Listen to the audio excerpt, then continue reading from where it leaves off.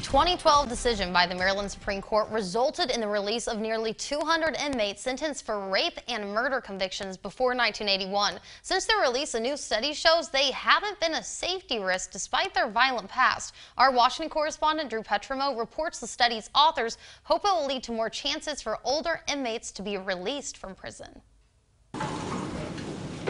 70-year-old Stanley Mitchell has a new life. He's an advocate for criminal justice reform and works with troubled youth. There's politics and everything. Every week in Washington, he meets with other advocates to talk about his experience behind bars and strategy for change. I got life plus 18 years. In 1978, Mitchell was convicted of being the getaway driver in a home break-in that turned deadly, a crime Mitchell says he did not commit. Nevertheless, he languished in prison for decades. It's like you're in a deep hole and you can't see no light. After serving 35 years, Mitchell was released along with nearly 200 other older inmates.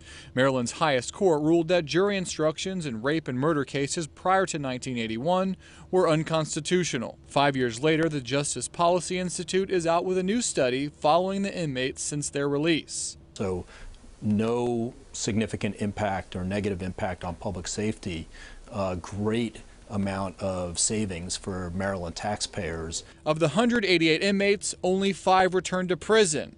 The savings, $185 million.